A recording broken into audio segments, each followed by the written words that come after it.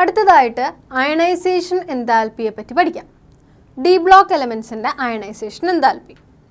എന്താണ് ionisation enthalpy എന്ന് പറഞ്ഞു കഴിഞ്ഞാൽ? It is the amount of energy required to remove the most loosely held electron from an isolated gaseous atom. ന്യൂട്രലായിട്ട് gaseous രൂപത്തിലിരിക്കുന്ന ഒരു ആറ്റത്തിൽ നിന്നും അതിൻ്റെ ഔട്ടർ മോസ്റ്റ് ആയിട്ടുള്ളൊരു ഇലക്ട്രോണിനെ റിമൂവ് ചെയ്യാനായിട്ട് വേണ്ടിവരുന്ന എനർജിയെയാണ് അയണൈസേഷൻ എൻതാൽപ്പി എന്ന് വിളിക്കുന്നത്. ഇവിടെ ഡി ഓർബിറ്റൽ അല്ലെങ്കിൽ ഡി ബ്ലോക്ക് എലമെൻസിന് അയണൈസേഷൻ എൻതാൽപ്പി സാധാരണയായിട്ട് വളരെ കൂടുതലാണ്. Ionization enthalpy is generally high for the series of transition elements due to increasing nuclear charge which accompanies the filling of d orbitals leading to the small size of atoms. നമ്മൾ തൊട്ട് മുൻപ് പഠിച്ചതുപോലെ തന്നെ D block എലമെൻസിൻ്റെ atomic number 1 വീതം കൂടുന്തോറും അവയിൽ extra വരുന്ന ഇലക്ട്രോണുകൾ D ഓർബിറ്റലിലേക്കാണ് enter ചെയ്യപ്പെടുന്നത്. അപ്പോൾ സെയിം ഡി ഓർബിറ്റലിലേക്ക് തന്നെ ഓരോ സീരീസിലെ എലമെൻസിലും എൻ്റർ ചെയ്യപ്പെടുകയും അതിൻ്റെ ഫലമായിട്ട് ന്യൂക്ലിയർ ചാർജ് കൂടുകയും ഇങ്ങനെ കൂടുന്ന ന്യൂക്ലിയർ ചാർജ് ഔട്ടർ മോസ്റ്റ് ഇലക്ട്രോൺസിനെ നല്ല ടൈറ്റായിട്ട് ബൗണ്ട് ചെയ്ത് വെക്കുന്നതും കാരണം നമുക്കറിയാവുന്ന പോലെ തന്നെ ലെഫ്റ്റിൽ നിന്നും റൈറ്റിലേക്ക് പോകും തോറും ഓരോ സീരീസിലെയും എലമെൻസിൻ്റെ സൈസ് കുറഞ്ഞു വരുന്നു. അപ്പം ഇത്തരത്തിൽ സൈസ് കുറഞ്ഞു വരുമ്പോൾ അയണൈസേഷൻ എൻതാൽപ്പി കൂടുതൽ ഉപയോഗിച്ചാൽ മാത്രമേ ലാസ്റ്റുള്ള ഒരു ഇലക്ട്രോണിനെങ്കിലും റിമൂവ് ചെയ്യാനായിട്ട് സാധിക്കുകയുള്ളൂ. അതുകൊണ്ട് തന്നെയാണ് ട്രാൻസിഷൻ എലമെൻസിന് ഹൈ അയണൈസേഷൻ എൻതാൽപ്പി ആണ് എന്ന് പറയുന്നത്. That is on moving from left to right in a series their ionisation enthalpy increases.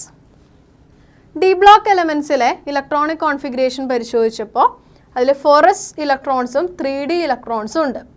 അതുകൊണ്ട് തന്നെ 3d ഇലക്ട്രോൺസും 4s ഇലക്ട്രോൺസും റിമൂവ് ചെയ്യാനും സാധ്യതയുണ്ട്.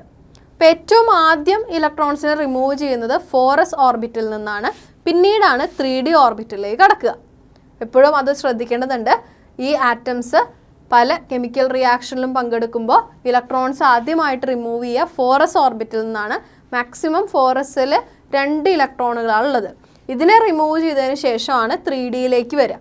അതുകൊണ്ട് തന്നെ ഈ ഡി ബ്ലോക്ക് എലമെൻസിനെ പറ്റി പറയുമ്പോൾ ആകെ ഒരു അയണൈസേഷൻ എൻതാൽപ്പി മാത്രമല്ല, ഒന്നിൽ കൂടുതൽ അയണൈസേഷൻ എൻതാൽപ്പി ഉണ്ട്. അതായത് ഫസ്റ്റ് അയണൈസേഷൻ എൻതാൽപ്പി എന്ന് പറഞ്ഞു കഴിഞ്ഞാൽ 4sലെ ഒരു ഇലക്ട്രോണിനെ റിമൂവ് ചെയ്യാൻ വേണ്ടി വരുന്ന എമൗണ്ട് ഓഫ് എനർജി. പിന്നീട് 4sൽ നിന്നും അടുത്ത ഇലക്ട്രോണിനെ റിമൂവ് ചെയ്യാൻ വേണ്ടി വരുന്ന എനർജിയാണ് സെക്കൻഡ് അയണൈസേഷൻ എൻതാൽപ്പി. അതിനുശേഷം 3d ഓർബിറ്റിൽ നിന്നും ഇലക്ട്രോണിനെ റിമൂവ് ചെയ്യാൻ വേണ്ടി വരുന്ന എമൗണ്ട് ഓഫ് എനർജിയാണ് തേർഡ് അയണൈസേഷൻ എൻതാൽപ്പി. അങ്ങനെ പല അയണൈസേഷൻ എൻതാൽപ്പീസ് കാണിക്കുന്ന എലമെൻസ് ആണ് ഡി ബ്ലോക്ക് എലമെൻസ്. വരുംതോറും ലെഫ്റ്റ് ടു റൈറ്റിലേക്ക് വരുംതോറും അയണൈസേഷൻ എൻതാൽപ്പി കൂടി വരുന്നു എന്ന് പറയുന്നു. എന്നാൽ നമ്മൾ ഈ എലമെൻസിനെ വളരെ കൃത്യമായിട്ട് പരിശോധിക്കുമ്പോൾ ഇതിൽ ഒരുപാട് വേരിയേഷൻസ് കാണാനായിട്ട് സാധിക്കും. ഉദാഹരണമായിട്ട് ഇവിടെ ഒരു 3D സീരീസ് നമ്മൾ കൺസിഡർ ചെയ്തിട്ടുണ്ട്. അതായത് സ്കാൻറ്റിയം മുതൽ സിങ്ക് വരെയുള്ളതിൻ്റെ ടൈറ്റാനിയം മുതൽ കോപ്പർ വരെയുള്ളവയാണ് നമ്മളിവിടെ കൺസിഡർ ചെയ്തിരിക്കുന്നത്. നോക്കൂ, titanium, vanadium, chromium, manganese, iron, cobalt, nickel, copper എന്നീ എലമെൻസിൻ്റെ ഫസ്റ്റ് അയണൈസേഷൻ എൻതാൽപ്പി, അതായത് 4s ഓർബിറ്റിൽ നിന്നും ഒരു ഇലക്ട്രോണിനെ റിമൂവ് ചെയ്യാൻ വേണ്ടി വരുന്ന എമൗണ്ട് ഓഫ് എനർജി ഇവിടെ പ്ലോട്ട് ചെയ്തിരിക്കുന്നു. ഇവിടെ നമുക്ക് കാണാം ടൈറ്റാനിയത്തിൻ്റെ അയണൈസേഷൻ എൻതാൽപ്പിയേക്കാൾ കുറവാണ് വനേഡിയത്തിൻ്റേത്. വനേഡിയത്തിനേക്കാൾ കുറച്ചുകൂടെ കൂടുതലാണ് ക്രോമിയത്തിൻ്റേത്. ദെൻ മാംഗനീസിന് ക്രോമിയത്തേക്കാൾ ഒരുപാട് കൂടുതൽ അയണൈസേഷൻ എൻതാൽപ്പി ഉണ്ട്. അതിനേക്കാൾ കുറച്ചുകൂടെ കൂടുതലാണ് അയേണിന്. എന്നാൽ കൊബാൾട്ട്, നിക്കൽ, കോപ്പർ എന്നിവയ്ക്ക് വരുമ്പോൾ അയണൈസേഷൻ എൻതാൽപ്പി കുറഞ്ഞു വരുന്നു. കോപ്പർ എത്തുമ്പോൾ ചെറിയ രീതിയിലുള്ള ഇൻക്രീസും കാണിക്കുന്നു. അപ്പോൾ അയണൈസേഷൻ എൻതാൽപ്പിയിൽ ഒരു റെഗുലർ ട്രെൻഡ് അല്ല, കുറച്ച് വേരിയേഷൻസ് ഉണ്ട്. എന്താണ് ഇതിന് കാരണം? There is an irregular trend in the first ionisation enthalpy due to the reorganization of energy accompanying ionization.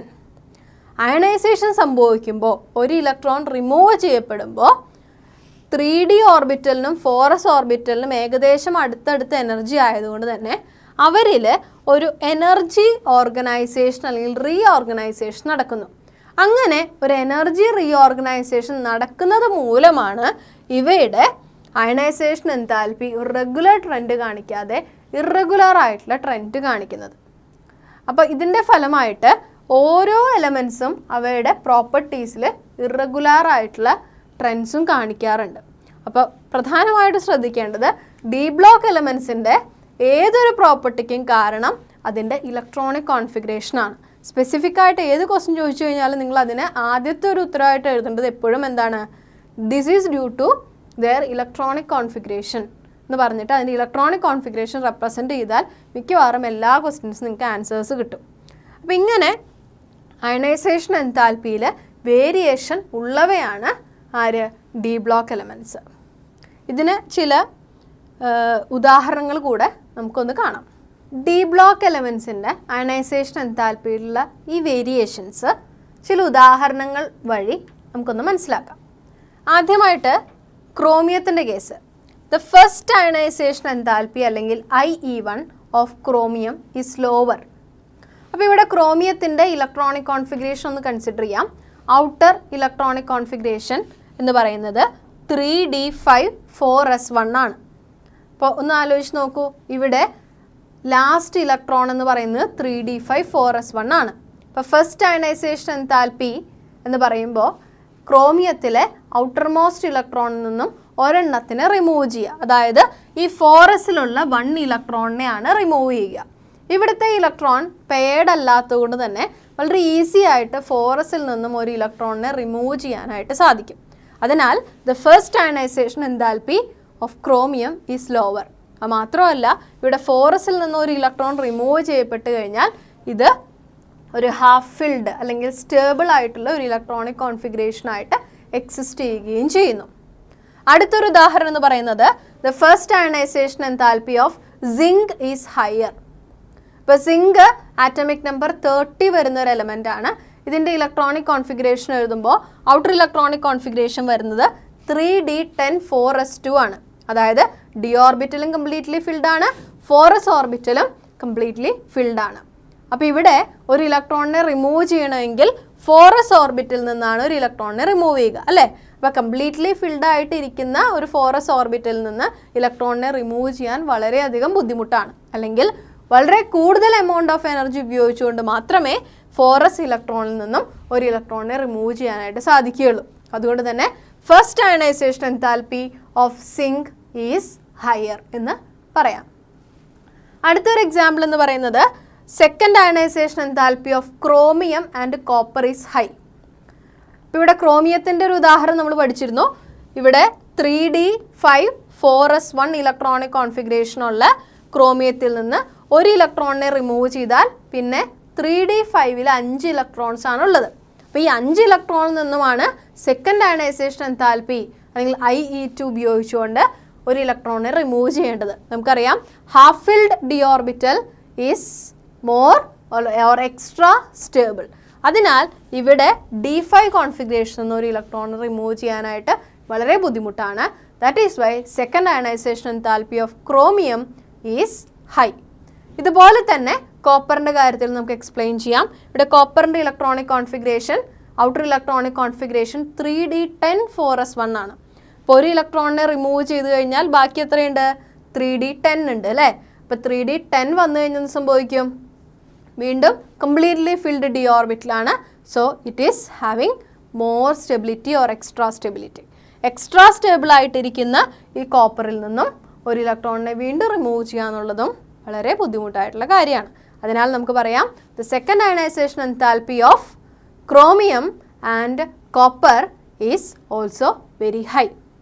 ഇതുപോലെ തന്നെ third ionisation enthalpy of manganese and zinc is high. എന്തുകൊണ്ടാണ്? ഇവിടെയും മാംഗനീസിൻ്റെയും സിങ്കിൻ്റെയും തേർഡ് അയണൈസേഷൻ എൻതാൽപ്പി കൺസിഡർ ചെയ്യുമ്പോൾ manganese എന്നത് D5 കോൺഫിഗറേഷനിലും zinc എന്നത് D10 കോൺഫിഗറേഷനിലുമാണ് ഇരിക്കുന്നത്. അപ്പോൾ ഇതിൽ തേർഡ് അയണൈസേഷൻ എൻതാൽപ്പി ഉപയോഗിച്ചുകൊണ്ട് ഒരു ഇലക്ട്രോണിനെ റിമൂവ് ചെയ്യുക എന്ന് പറയുന്നത് വളരെ ബുദ്ധിമുട്ടാണ് because of the extra stability of D5 and D10 configuration.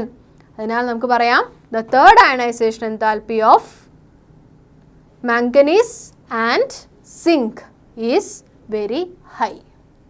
അപ്പോൾ അയണൈസേഷൻ എൻതാൽപ്പി ചോദിക്കുമ്പോൾ ഓരോന്നിൻ്റെയും ഇലക്ട്രോണിക് കോൺഫിഗറേഷൻ്റെ അടിസ്ഥാനത്തിൽ അയണൈസേഷൻ എൻതാൽപ്പി എക്സ്പ്ലെയിൻ ചെയ്യണം. അതിൽ ഫസ്റ്റ് അയണൈസേഷൻ എൻതാൽപ്പി ഉണ്ടാവാം, സെക്കൻഡ് അയണൈസേഷൻ എൻതാൽപ്പി ഉണ്ടാവാം, അതുപോലെ തന്നെ തേർഡ് അയണൈസേഷൻ എൻതാൽപ്പിയും